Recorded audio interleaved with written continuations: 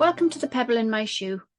I'm Miffy Hode, your host here, and each episode I'm in conversation with my guests about the pebble in their shoe that has nudged them to choose a life that aligns them closer to their truth and authentic self. The pebble in my shoe is an analogy for an inner niggle or knowing that becomes so insistent that we have to pay attention. We can ignore it only for so long and eventually have to stop to investigate it, listen to it, and honor what it's telling us. It becomes a catalyst for action, to change something that no longer serves us. This can be something internal, like a belief or mindset. It can be about how we behave in certain situations or relationships, or it can be something that changes our life trajectory, like ending a relationship, changing careers, or moving to a different place. Taking the action and making the change invariably requires courage, often a leap of faith, and at the very least, to try something new and outside of our comfort zone. Whatever the action or change happens to be, the pebble ultimately moves us to live more authentically and more aligned to our true nature. My intention for these conversations is to inspire or offer hope to those of you who resonate with the stories shared, that you'll hear something that supports you on your own journey, and if there's a pebble in your shoe, that you'll find the courage to make the changes that align you closer with your authentic self. Thank you for being here, and let me introduce today's guest. Lorna Lyons is an ex-teacher by profession and has successfully launched 2 online businesses in the space of 2 years, which allowed her to walk away from her day job to work full-time in her businesses. She holds a first-class master's in applied psychology, is a positive psychology coach, and uses her strength-based coaching philosophy for her first business, Bump and Beyond Wellness. Through the development of this business, a spark was reignited inside her as she discovered a passion for doing something she loved. Through the development of her courses and programs for the MumBOSS, she has combined her expertise of 1, coaching mums to enhance their wellness, and 2, building a successful online business in order to support other women wanting to have more flexibility to be with their children at home and financially independent. Lorna leads a thriving learning and community network for mothers in business, and this network combines teaching the exact strategies she used for growing her business successfully online using Instagram. Members also get to participate monthly in expert masterclasses and coaching calls. So here is my conversation with Lorna Lyons. So welcome, Lorna. Thanks a million for joining me on the Pebble in My Shoe. Thank you so much for having me here, Miffy. I'm absolutely delighted and privileged to join you today. Maybe we could just start with you just giving us a bit of an overview about who you are and what you do. Yeah, sure. Okay, my name is Lorna Lyons. First and foremost, I'm a mum to 3 young children, 10, 9 and 6, wife to my husband Fergal for the last 13 years. I now identify as an entrepreneur. I'm the owner and founder of a coaching and mentoring company called the MumBOSS, and leader of a community for women in business, a learning community for women in business called the MumBOSS Network. But I didn't always identify as an entrepreneur, that's for sure. A lot has changed over the last 5 years of my life. But in a previous identity, I would have been a teacher, secondary school teacher, maths and business. And prior to that, a recruitment consultant. And throughout all of the first 40 years of my life, I think I would have identified myself as a typical good girl, following society, following the trajectory and the roadmap that the external environment told me to follow. But I've changed things up gratefully in the last couple of years, which I am I feel very grateful and blessed to have done. Yeah. Okay. So, well, I know you anyway quite well, I suppose, through the MumBOSS Network. Yeah. And I know your energy, I know your vibe, and I know how inspiring you are. I suppose what I feel in what you've just described yourself as is that there is a great big story there, and you obviously didn't just arrive at being an entrepreneur, just sort of overnight decide I'm going to leave my teaching job and become an entrepreneur. So I'm really interested on this podcast in finding out about the real nitty gritty of those pebbles in our shoe that push us towards a life that's less conventional, because you described yourself as so they're living the life of a good girl. And that good girl is in inverted commas, obviously, and idea that we are programmed to live a particular way and that there is this plan that is recognized as somebody doing well in life, right? They've done well for themselves. So can you talk to me about how that was for you? What was it like being a good girl? You know what, Miffy? It was a very comfortable place to be. I didn't realize I was programmed. There was a complete lack of awareness in my old life versus what I have now. And that programming that you're talking into, it's something that I'm really fascinated by because I just think so many of the human population out there are completely and utterly programmed to do things that do not light them up, that they do not love, that does not bring them joy. And it's not about just feeding into the happy life or the good life. Like, I'm a positive psychology coach, so I've actually got a master's in the science of happiness. So I do delve and work a lot with my clients around what is it that brings you joy and help them be able to improve their lives and their mindsets in that way. But it's not necessarily about wrapping a life that's just filled with all of the sort of happiness emotions or the positive emotions out there.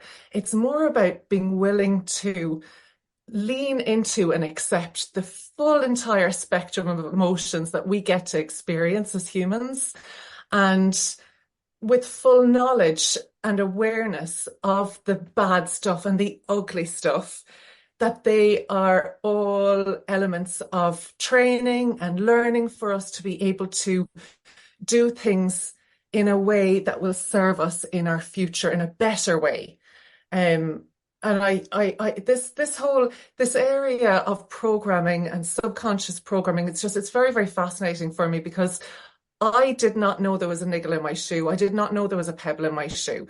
When I was a teacher and I was getting married and buying the house and having the children and being the good daughter and the good sister and the good friend and all of the things, I was just operating through life on autopilot, doing everything that I knew I should be doing. And I wasn't unhappy, but I also was lacking emotions like what I just talked about there, the entire spectrum of all of the different feelings we're having.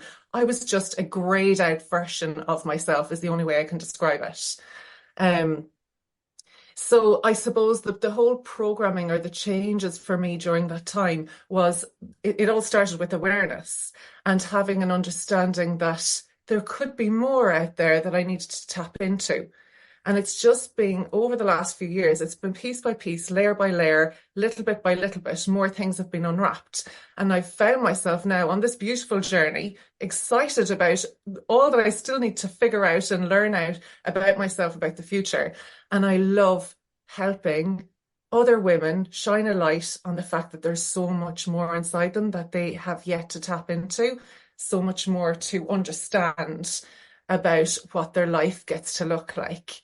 In a way that just fully serves us for the kind of future we want to be able to live into.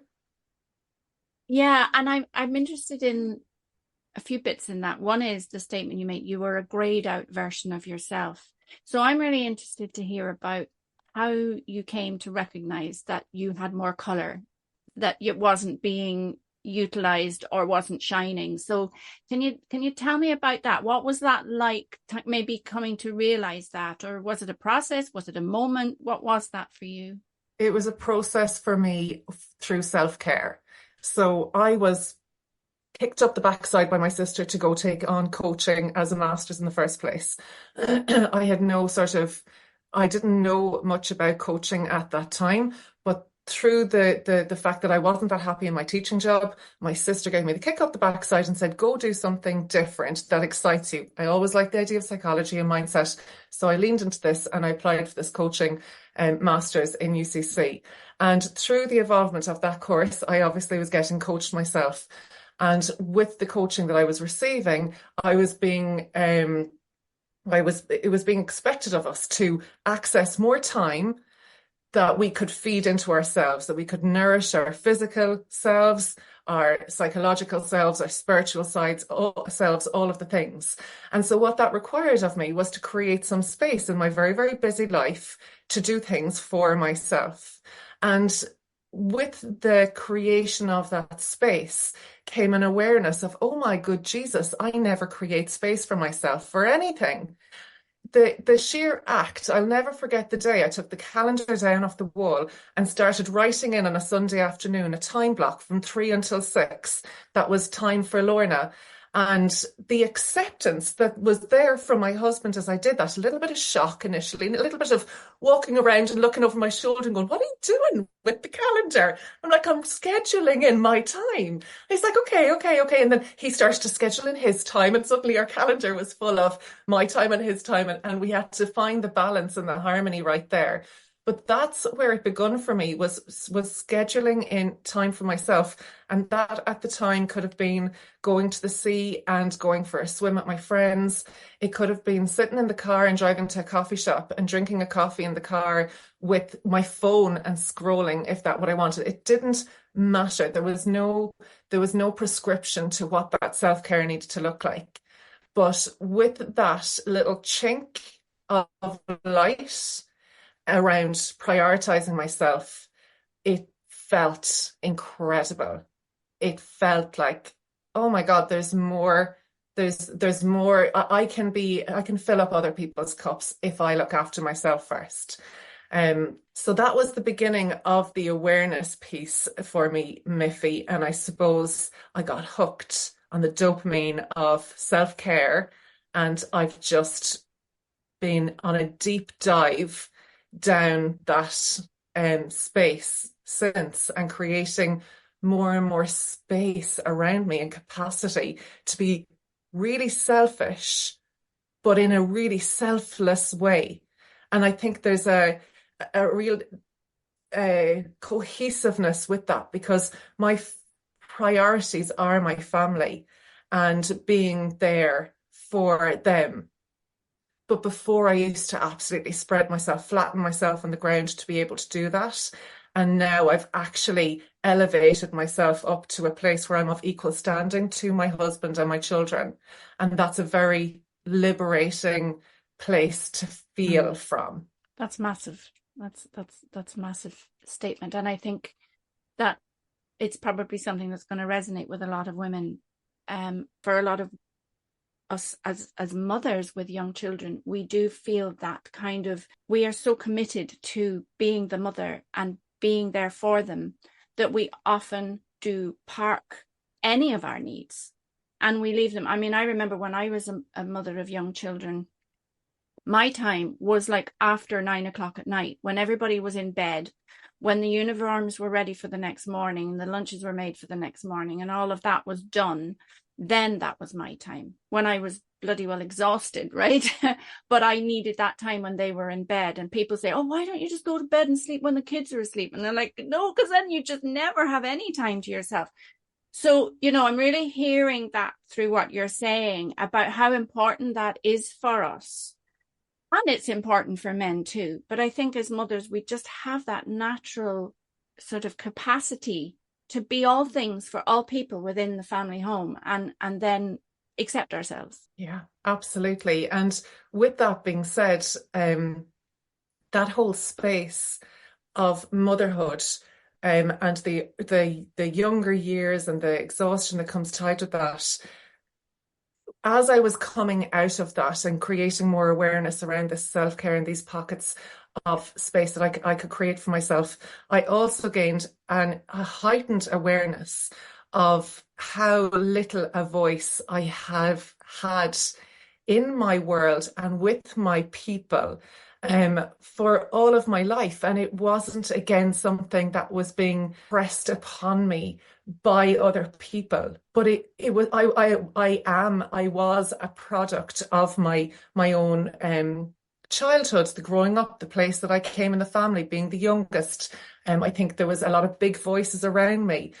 So I became the quieter one. I became the one that didn't say very much. I became the one that just went along with other people. And so that formed a lot of my decision making, later in my life, in my 20s and my 30s. I had become this person that just went along with other people and what it is that they wanted to be doing, even though it wasn't what I wanted to be doing. Now, don't get me wrong, this isn't matched up with the having the house and getting married and having the kids side of things.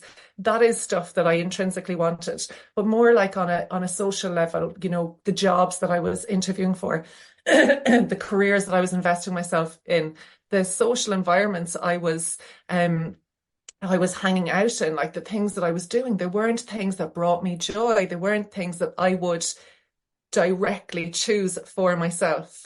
So with this awakening of prioritizing myself first, I also had this enlightenment that I actually had a voice buried very, very, very deep, deep, deep, deep, deep down inside me. And again, this became a huge journey of trying to pull this voice out little by little by little.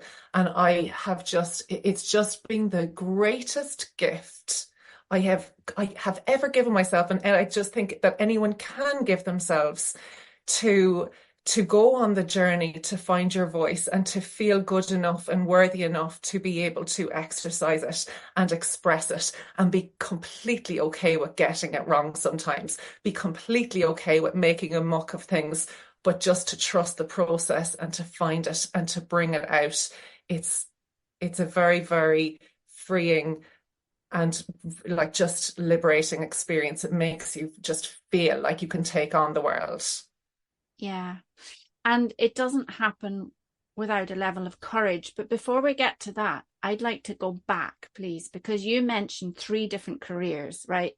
Mm-hmm. So your first career of choice was in the corporate space. So can you tell me about what brought you in there and what that was like for you? Sure. So go back to, doing the Leaving Cert here in Ireland and, what it was that I would aim for. I didn't know really what it is that I wanted to do. Like so many 18-year-olds who have to make choices about the rest of their lives.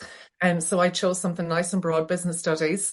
And through the course of that 4-year degree, got a degree in business. And I was always crazy to just take flight and to go places and travel and experience new things. So when I finished college in UL with my business degree, I immediately got on a plane and went to London. I was like, this is where I'm going to set up. And, I went for interviews in recruitment companies who could get me a job in the business world.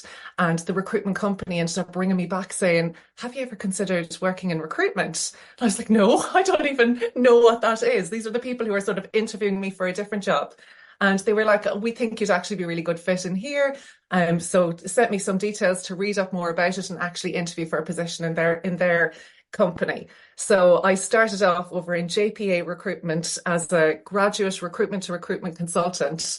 And within, I think it was 18 months, I had worked my way up from the bottom resourcer level right up to senior consultant with a team of 5 consultants underneath me. And there I was, this young 22, 23-year-old like woman starting off in life in London with this team of consultants underneath me and, living the London life. And it was great, great fun. Can I just pause you there though, because what those interviewers saw in you, the recruitment company themselves saw that potential in you, right? So that was obviously very much intrinsically you, that outgoing person, but that you also had those skills required for that recruitment, and you proved them right in that you sailed to the top and so on. Yeah.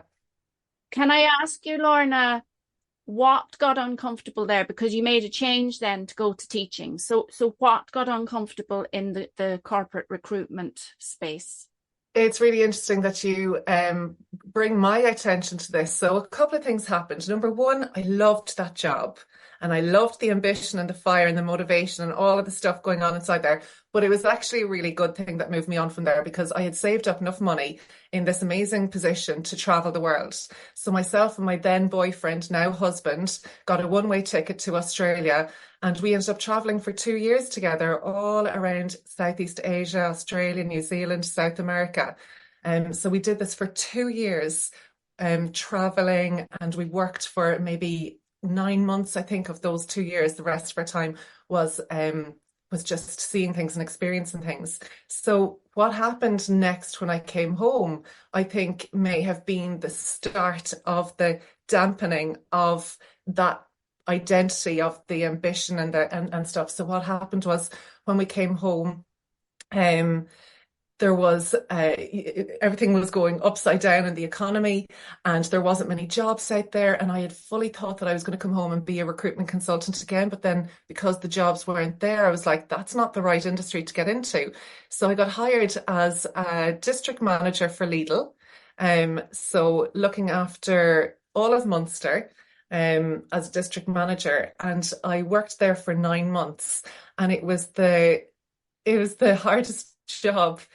Hard is the wrong word, but it was a job that nobody should ever have done at that time. It was the conditions were extremely difficult. The expectations of what a person should do were extremely difficult. I do believe they operate completely differently now to that time. This is back in 2009, I'm gonna say. And yeah, it was, we were working consistently 60 to 70 hour weeks, up very, very early in the morning, 4 a.m.s, to get to certain stores to do certain things. And I could still be there at 11 o'clock at night some nights. So it was difficult conditions, and I was stretched to the limit. And so during this time with this job that I was finding really incredibly difficult, my then boyfriend, still now husband, was a teacher. And I was looking at, every time I was getting up to go to work, he was sleeping. And when I was coming home from work, he was sleeping. It was like, oh my God, do you do anything other than sleep? And he was like, yeah, I have a life. I go places. I do this, I do that. And I just never seemed to have enough time. And I at that time, I remember thinking, there's no point having all of this money in my bank account, because I had this company car, this great salary. What is the point in having it all there if I'm not able to live? And so I looked at him and I went, teaching seems to be the thing to do. Like, look at you. And so that was the start of me doing something that suited somebody else, that I thought was the right thing for me, but it wasn't. So I applied to take on the teaching dip, got the teaching dip, went straight out from it and got into teaching, and was teaching then for approximately 10 years. Within that time, I had 3 babies as well. So in and out of the school environment. And so I think, your question there was like, what happened between leaving one place that was obviously sparking my energy, and then finding myself to somewhere else where I was like this grayed out version of myself. And even though I would never say that the teaching industry did that to me, it was my personality and me not living into my intrinsic desires and motivations that did that to me. I ended up seemingly working in a job that was made for life. It was permanent. It was pensionable. I was set up for life. I had my June, July, and August off. Anyone who said it to compounded the thought in your head that you had it made. Yeah. So who was I to question that I wasn't enjoying it? Do you know? Yeah, absolutely. And I think that is a massive bit of programming right there that a lot of people, myself included, have bought into. The measure of success is when you have the permanent, pensionable, well-paid job. And it's a tough one. It's a really tough one, because there's so many people out there who are on the breadline, right? And we've got to be grateful for this and so on. That job, though, that you had as district manager, what were the silver linings? Like, what did it teach you? What did it give you, Lorna? That particular job, what did it give me? It gave me an awareness of the core. I don't know. It's not the retail world. It was a very male dominated environment. and a very masculine, aggressive environment. So I suppose what it gave me was leadership capacities that I never, ever, ever wanted to embody, Right. if that makes sense. Yeah. When you see something that you don't ever want to be, you know it exists out there, then you can become the polar opposite of it. So micromanaging and high expectations and non understanding of people's lives and personal lives, all of those things fed into me resenting a space whereby I was like a number to just go do all of these crazy things and not actually a person who was valued to gain rest, in between working periods. Yeah. Yeah.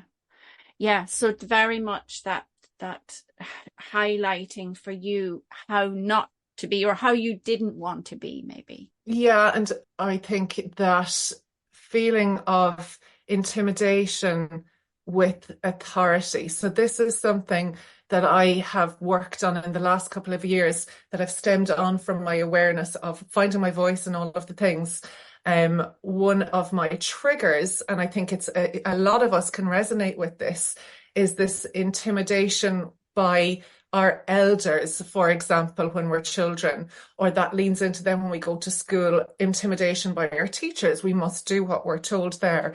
And then we go into the working world, your managers or your bosses, and this intimidation piece. And so something that I've been working very hard on over the last couple of years, which I identified from this role, was my ability to be pushed down, suppressed, controlled, talked down to. And the work that I do now is to ensure that I never, ever let that happen to me again. Because I let that happen to me from loads of different places, not just that work environment. At times from my relationship with my husband, my relationship with my father, my relationship with my friends' parents when I was a child. So just having an awareness of this now is huge, because whenever it presents itself to me, hopefully I can catch it in those moments when I am aware of it and be able to have the self-assurance and confidence and voice to not let it happen again. That we're all equals. Yeah. Yeah. Yeah, it's so powerful. And it's a process as well, isn't it? That recognition of, wow, this is not how I want to be treated.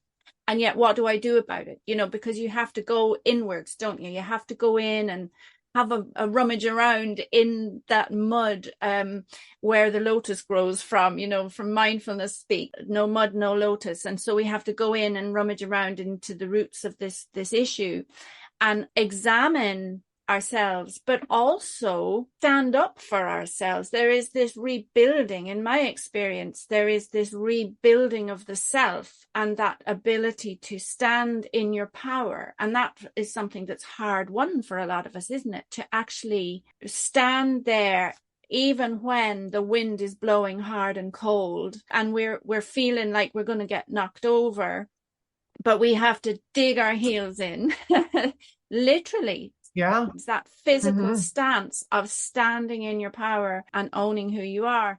Just mindful that isn't something that is just something you kind of go, oh, I'm not going to be oppressed or suppressed anymore, or, pushed down. No, there is this whole journey. There is. Can you talk, Lorna, about courage, and where has that come up for you? The courage to step into your power, the courage to take back your voice, the courage to speak up, stand up, all of that stuff. I think we all have unique strengths that we can lean into. And something I did early on in my coaching education was I did this strengths awareness quiz. And you can access it free online. You can go into VIA strengths awareness quiz, something like that. If you Google that, you'll be brought to it. Your strengths and values. And so there is you can have a paid version, but there's a free version that you can do there online that'll give you your top 12 strengths or some 26 strengths maybe. But I remember the top 5 ones were the ones that we wrote down and really sort of considered how they might look. And my top strength that came up in that VIA quiz was courage. And I remember being really surprised by that. I surprised myself, but whatever way I had answered those questions on that day, that was obviously what I was feeling into. And courage was the number one thing that came up for me. And so the question I put to myself then was, what is it that I really want from my life? Like, what is it that I'm not doing now that I want more for? And how can I be a creator of this? Because I now know that nobody else can do this for me. I have to be my own hero in this life that has been a grayed out version of me. And if I want to make me a colour version of me, which I now believe in, I have a vision of it. I can see that it's there. I just haven't got grasp of it yet. What is it that I need to lean on my top strength to be able to do? So it just so happened that courage was my top strength. And oh my God, was there lots of things I needed courage for. But because I had almost given myself this cape and like an invisibility cloak that I could wrap around me, that somebody else externally had validated and told me that I was courageous, it helped me say, well, what would courageous Lorna do right now? Because I know frightened Lorna is saying no to whatever thing it is that was coming up. But I almost stepped into a different identity of what I could do, and I operated from that place. And it can be as simple as getting up from the seat that you're in right now, because this is the scary Lorna, and, you know, moving 3 seats over and sitting back down, because this is where courageous Lorna sits. And from this seat now, I'm going to operate in a way that courageous Lorna would operate. And so I would encourage any one of your listeners to do that strengths awareness quiz and see what your top 3 to 5 strengths are that's coming up. And then ask yourself, how can you lean more fully into what your individual strength is to be able to utilize that to do the things that you want to do? Because somebody might have, you know, loyalty come up for them, or love come up for them, or personal development come up for them, or, you know, all of these kindness come up for them. And so the actions that they would take would lean into what kindness would do or what love would do versus what courage would do.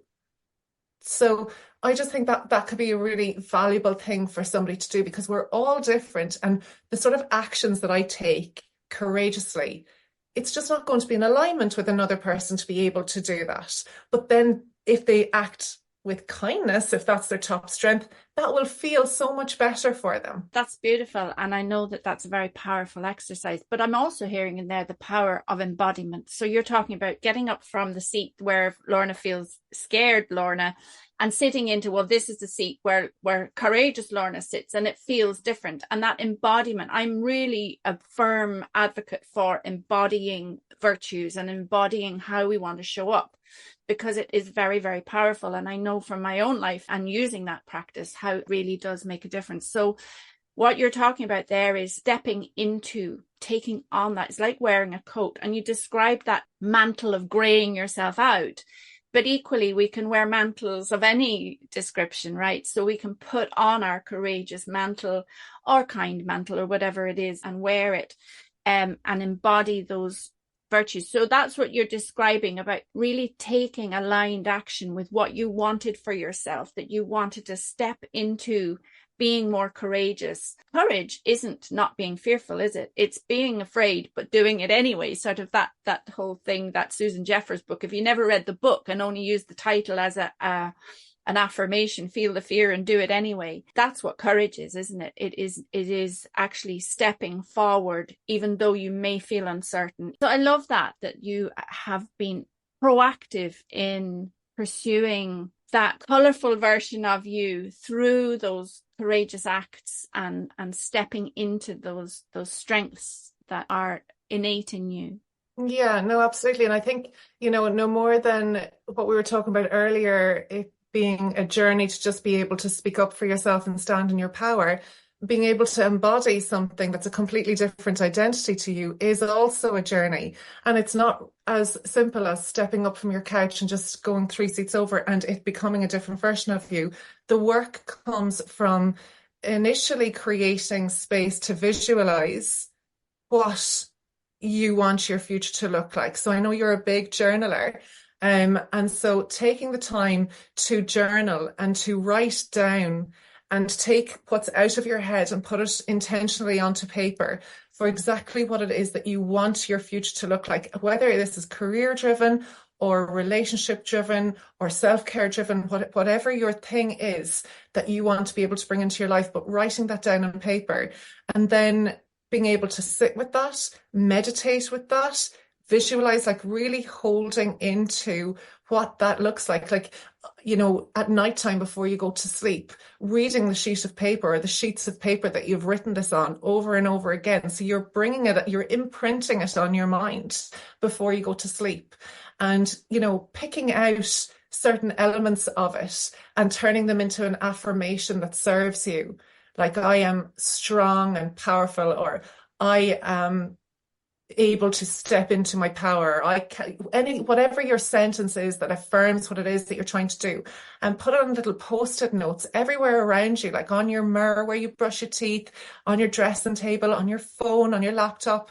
So now you've got like your vision script written out, you're reading it, you're imprinting it, you're seeing your post-it notes everywhere around you. So you're giving your mind all these little subconscious little tools to help you get to that place.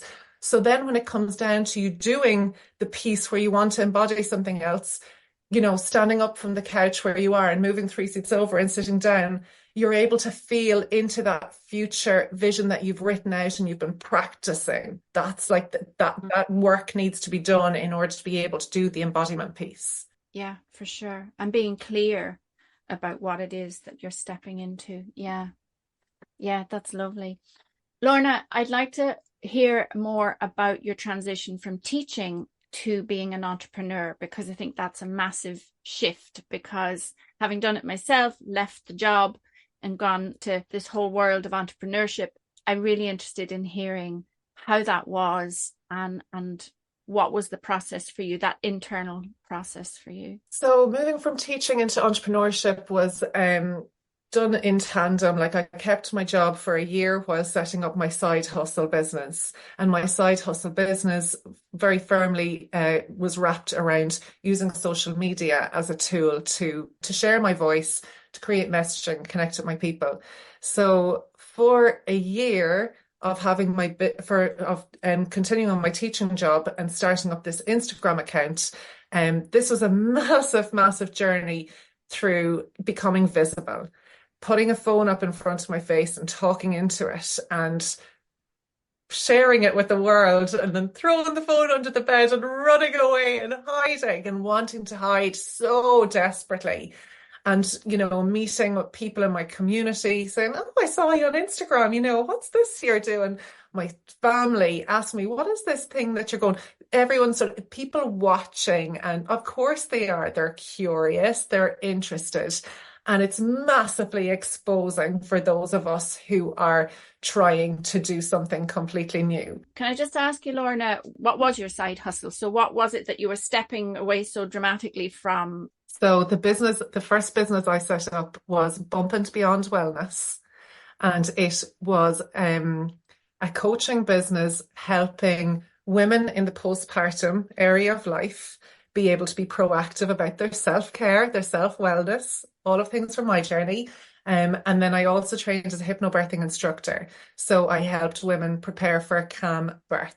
So I had both sides of the spectrum in pregnancy and postpartum.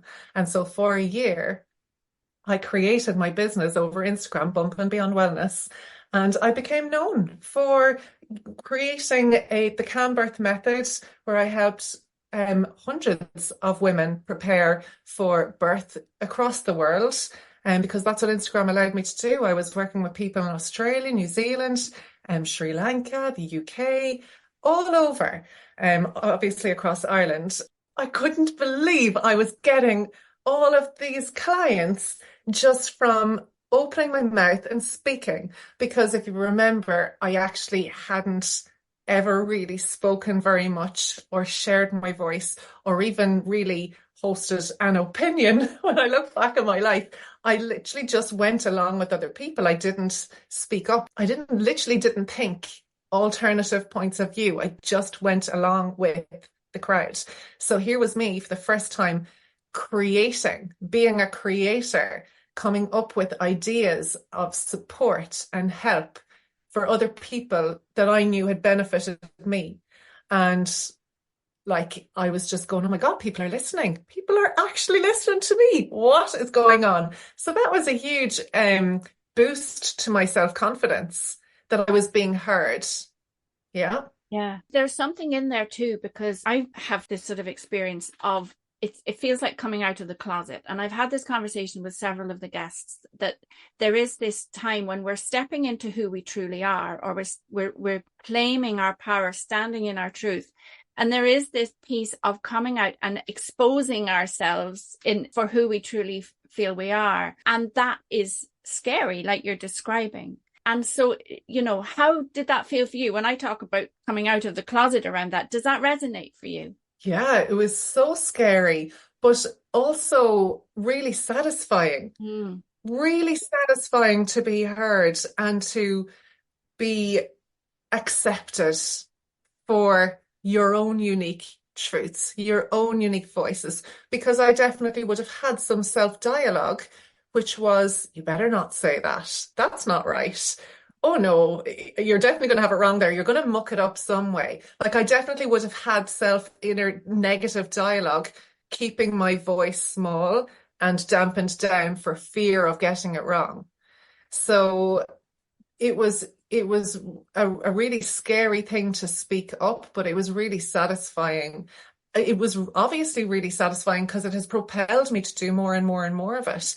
And in fact, try my very hardest to accelerate the speed by which I get even more of my voice up and out and shine my light even bigger so that I can help other people shine their lights even bigger. Like, that's become a real purpose and mission of mine. I got this human design reading done a couple of years ago. Have you ever had human design readings done for you? I've heard of it, but I haven't had it done. Yeah. So I went and had a human design reading about 2 years ago. I'm 42 now, so I was 40 turning 41, and the lovely lady told me that when I was approximately 50, I was going to have this massive epiphany or awakening or self-confidence, self-trust to be able to share my message more wholeheartedly. And I was going to help and serve so many more women. And so hearing that then gave me a real sort of spark of like, oh my goodness, this sounds really exciting. And what it's done for me in the last year is I almost want to get to that point quicker in time. I want to share my voice, share my opinions, get it wrong, fail forward, show up again, be resilient, learn more, bring other people along the way, and do all the things in even a shorter timeline than waiting another 8 years to have this moment of like awareness or whatever it is. So though it's scary, because that was your question, Miffy, though it's scary, it is so goddamn worth it. Yeah, I hear that, and your excitement is so tangible. Your passion is just, it's lovely. It bubbles out of you and it bubbles off the screen here as we're talking. I want to ask you, Lorna, about intuition and nudges and that kind of gut feeling about things, and where does that fit in all of this journey for you? Yeah, so I'm massively intuitive. I feel like I always have been, but I didn't trust myself enough before. Maybe I just didn't have a light shining on it. I think since my mom passed away 6 years ago, when I was pregnant with my third little baby, I became more in tune with looking for signs from her, looking for support and help and guidance at different times. And when I got beautiful messages coming directly from her, it really opened my mind up to the support and help that I can access when I go inwards and when I dull down all the noise around me. turn the volumes down on all of the voices around me, and I just go for a lovely walk by myself and listen to my own voice inside my head, whether it's a voice inside my head or that's sort of intellectually speaking, more the gut feeling or response that I have inside my belly, which is like just this message of what it is that I should do next. So I try to do that a lot. I try to go quiet a lot. In fact, I know whenever I'm getting stressed and anxious and my nervous system is kind of spiraling out of control, that is the number one thing I need to do. It's just I need quiet around me, whether it's taking a shower and just being in the water and the quiet time there, or getting out for a walk, whichever I'm able to do at a time when I have kids around the house. And just, yeah, asking questions to myself and not needing any external validation from it, actually just taking the intuitive internal response and trusting myself, surrendering to it, and moving forward, whether they are questions that I have in my life, in my personal life, with my family, with my friends, or whether they're, business related. It works for both. Yeah. Yeah. So important. Can I ask you, Lorna, about the difference it has made for you to follow what I'm sort of calling the colorful version of you, from the grayed out version of you? It has made me feel like a much bigger version of myself. I don't know if that computes or if that makes sense, but it's like I wasn't there before, or I was like not necessarily a wallflower, because I don't want to paint an identity that wasn't true. I wasn't a wallflower, but I just did not take up space. And now I'm like, whatever conversation is happening around my dinner table, I'm like in it. I'm leaning forward. I'm sharing. And it's so good to just feel like your voice is worthy enough to be heard after 40 years of never having the confidence to speak up and be heard. That's the truth of it. For 40 years, I'd have sat there and smiled and looked pretty and nodded along to everyone around me for fear of saying the wrong thing and whatever the repercussions that I believed were going to be a result of that. What, were people not going to like me? Were people going to think less of me? Were people going to think I was not clever enough? Or, who was Fergal to marry someone like this? I don't know what I was saying to myself. All I know now is that it feels really good to put my elbows out, my arms up, twirl around if I want, and take up space, and to teach my kids to do that too. Like, that's really important to me. We dance all the time. I get them to reach their arms and their legs out, put them into all these queer, abnormal shapes so that we physically learn to take up more space. Because when we can do it with our limbs, we're creating more breath work for our voice to be able to come into that sphere as well. I don't know if that makes sense, but that's what it feels like for me. Yeah, that's beautiful. And I love that you're teaching your kids that, because, they are learning such vital skills that we had to learn, as adults. Like, I was at a sound bath last night and it was absolutely beautiful, but I was delighted to see how many young women were there, in their 20s and 30s, because that, sound baths were not a thing in west of Ireland like 20, 30, 40 years ago, right? And now they're nearly mainstream, right? So so it's beautiful that younger people and that children are learning, like you say, how to take up space, and in a positive way, not in a showy offy kind of way, but in just that standing in your power way, because we didn't learn those children. And in fact, we learned to sit down and be quiet and only speak when we were spoken to. And even then we might say the wrong thing and be chastised. So all of that programming has a root, and it has so I think it's beautiful that you're not only doing this for yourself, you're doing it for your family. And of course, you're doing it for all the women that you serve, Lorna. So I know that you have a timeline, and an accelerated timeline now, Lorna. So what's next? What's next? I love the idea of creating whatever it is that I desire next.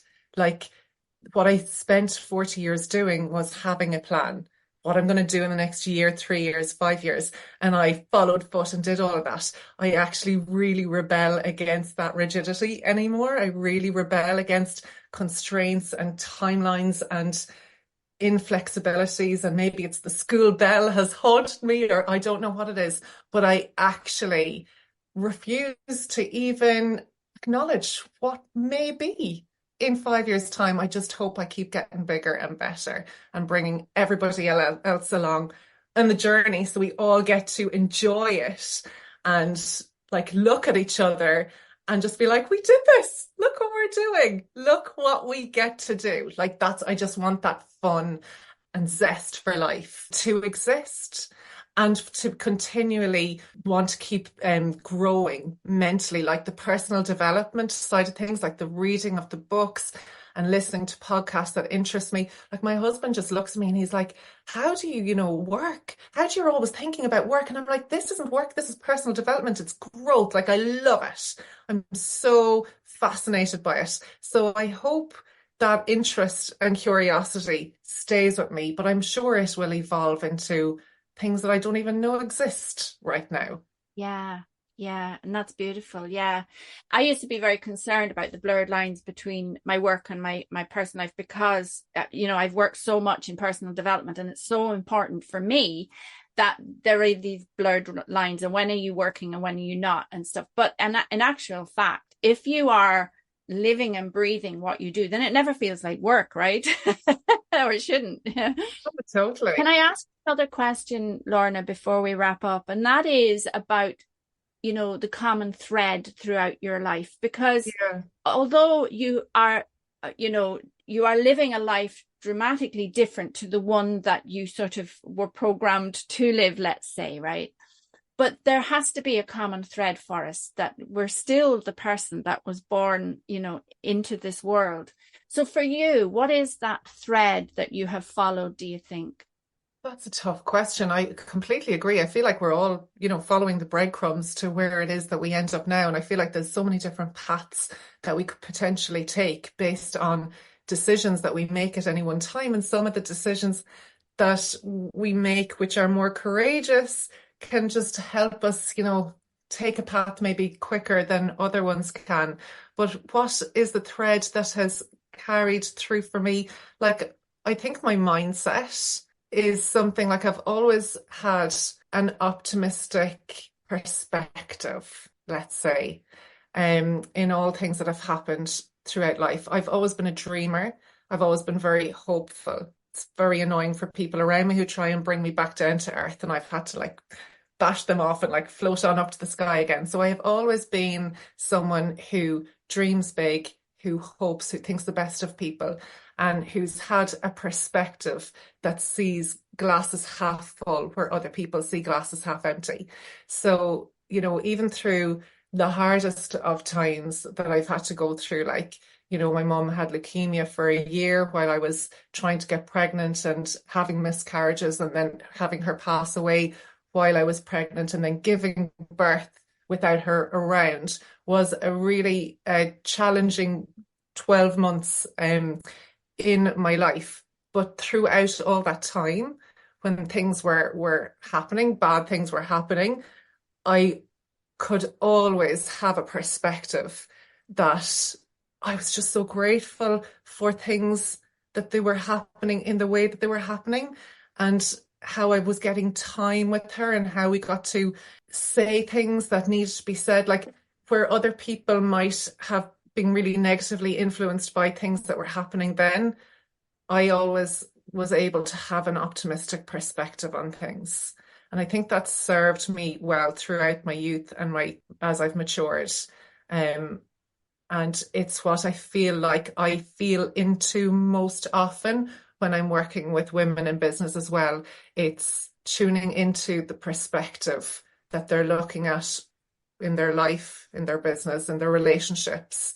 And if you're able to self-reflect and work on yourself, this is the personal development, the personal growth, the self-awareness, the journey, then you're able to have a much better environment that you're living in. You're able to have a life that's more joyous to live in. if you work on your own perspective changing first versus what a lot of us try and do when we're programmed and we're being the good girl and we're operating in the lifestyle of doing the things that society has dictated to us that we should do. What we often try and do is change our external circumstances, change our husband, change the way other people are, our job, the people that we're working with. We try and look at ways that change other people. But for me, the common thread has always been about going inwards and how I can up level myself so that I can meet my environment in a different way. That's really interesting. I feel like that's something that I have been following, but not aware that I've been following. Yeah, it's powerful. Thank you so much, Lorna. You've been really generous in both sharing your own story, but also your wonderful wisdom and knowledge around the science of all of this stuff as well. But the lived part of it, is really where it's at, isn't it? And I'm really grateful to you for all of that. So Lorna, if there was somebody that wanted to get in touch with you to work with you in a one-to-one capacity, or the MumBOSS network or any of that, tell us about how people can contact you. The best way to contact me is on my Instagram page at the MumBOSS network. And there's a variety of different ways that you can work with us. You can come into the MumBOSS network as a member there. You can take part, and as a MumBOSS, you get access to an insane amount of learning tools to be able to build, grow, and scale your business online. There's also capacity to work in different containers with me. I love to help people set up recurring revenue community memberships because it's how I've been able to build my business. So I love to help people do that. And I obviously support people through one-to-one as well. But the best way to contact me, and I love to hear from people, is to jump into my DMs, and my Instagram is at the MumBOSS network. That's brilliant. Thanks a million, Lorna. And I can vouch for that, because the MumBOSS network is just an absolute mine of information, both self-directed stuff, but also the beautiful people that are in there, not least yourself, but all of the women there are so supportive. It's a lovely environment to be in. It doesn't matter what you're into. The MumBOSS network is there to serve, and your kids don't have to be little either, like me. No, and you don't even have to have kids. I started off as a MumBOSS network because I was obviously, in tune with myself and supporting other mums growing businesses. But we have people inside there who are like, is it okay if I don't have mums? I've got dogs. I'm a dog mum. I'm like, that's okay. As long as you've got the ethos and like a similar like-minded nature to growing a business alongside your life, like you're having your values at the front and center. We're not into the hustle and the grind. We are into positive psychology, mindset, and energy management. So if you've got like a holistic feel to yourself, not even, it doesn't have to be about your business, but like you yourself are holistically inclined, then you will just adore the community and the women inside this group, because it is very, very special. That's for sure. Yeah, 100%. That's brilliant, Lorna. Thanks ever so much for that. So I'm going to put all your details in the show notes, and I'm also going to put the link for the VIA Strengths and Values quiz for people. So if you want to take that quiz, you can. Thank you for listening to The Pebble in My Shoe. I always come away from time with Lorna uplifted and inspired, and this time is no exception. Lorna really walks her talk and always reminds me of the saying, "A rising tide lifts all boats." Lorna lifts everyone who engages with her. Her description of being a greyed out version of herself struck a chord with me, and I'm so glad that she has not just found but manifested her full colour life, which she uses to shine light on so many other people's lives through her work. If you're interested to learn more about the MumBOSS network or any of Lorna's work, you'll find her contact details in the show notes. I'm also putting a link in there to the VIA Strengths and Values quiz. If you've enjoyed listening, please like, subscribe, and share it with others. It makes it easier for other people to find the podcast. And if you have a story to tell about a pebble in your shoe, please get in touch. I'd love to talk with you about it for the listeners. As well as hosting this podcast, I'm a personal growth coach at the Daisy Coaching Hub, where I provide one-to-one coaching for personal growth, group classes, and self-directed resources that support, nurture, and energize you on your personal growth journey. You can follow me on Instagram at daisy_coaching_hub and also on Facebook and LinkedIn. You can visit my website, www.daisycoaching.ie, and also subscribe to my newsletter to be kept informed of the latest happenings at the Daisy Coaching Hub, and also receive inspiration and resources to support, nurture, and energize you. I look forward to sharing the next episode of the Pebble in My Shoe with you. Bye for now.